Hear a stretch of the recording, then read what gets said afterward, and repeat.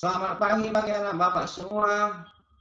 Selamat berjumpa pada pertemuan kedua IPA kelas 9. Bapak harap pagi ini anak Bapak semua dalam keadaan sehat. Sebelum kita mulai pelajaran kita, marilah kita berdoa menurut keyakinan kita masing-masing. Doa dimulai. Doa selesai. Materi kita ya pada pagi hari ini yaitu tentang bioteknologi dan penerapannya. Apa itu bioteknologi? Bioteknologi itu berasal dari dua kata, yaitu kata bios artinya makhluk hidup, dan teknologi artinya adalah metode atau teknik atau suatu cara. Maka anak Bapak, pengertian bioteknologi adalah penggunaan makhluk hidup untuk menghasilkan suatu produk tertentu. Itu arti bioteknologi.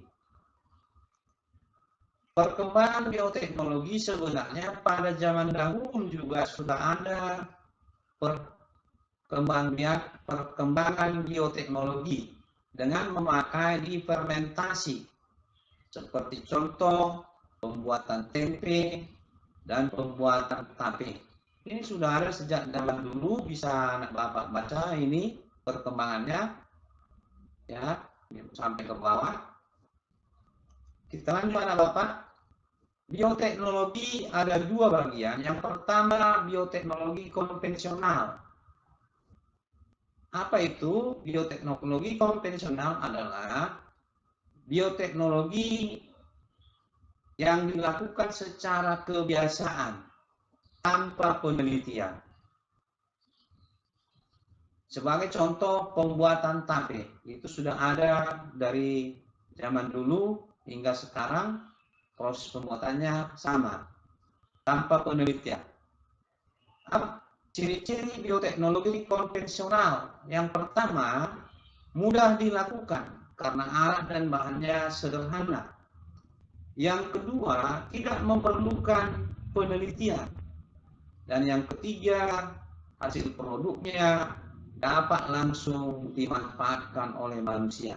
Itu ciri-ciri bioteknologi konvensional. Bagaimana cara pembuatan tape?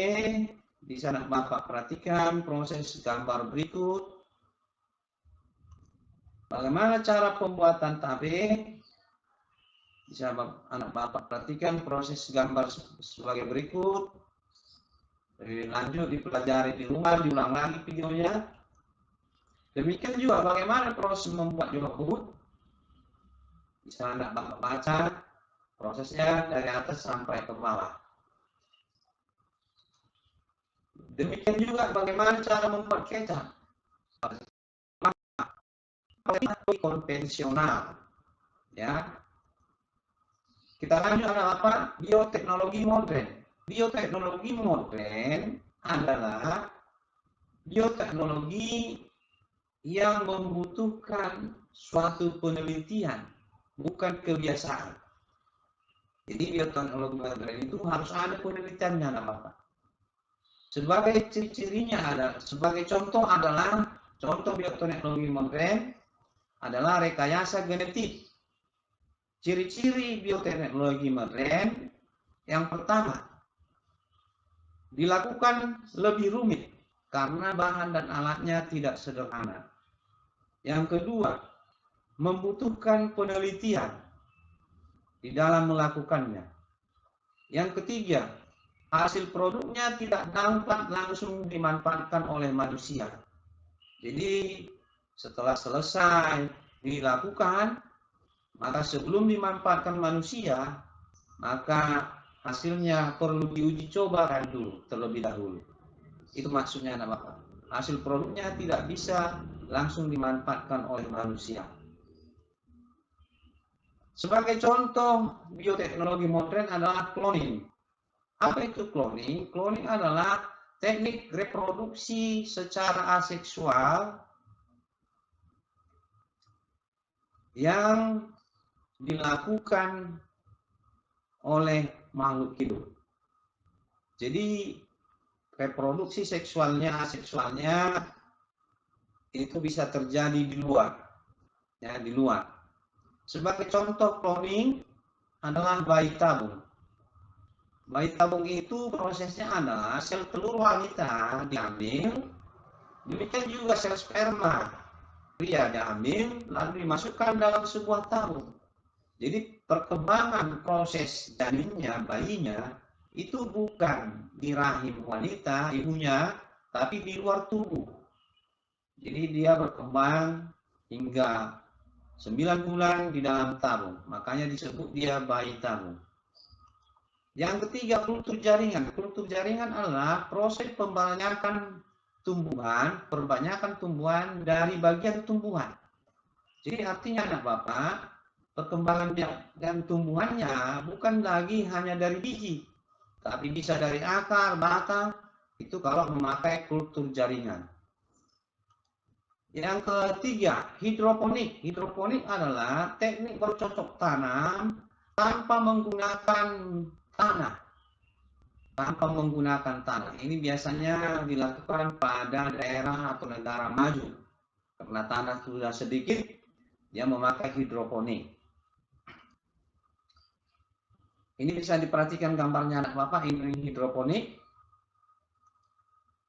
Kita lanjut, rekayasa genetik atau tanaman transgenik. Rekayasa genetik adalah di mana proses penyisipan gen sehingga terbentuk individu baru atau makhluk hidup baru.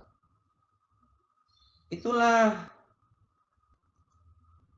bioteknologi modern. Bioteknologi itu dalam kehidupan manusia ada dampaknya.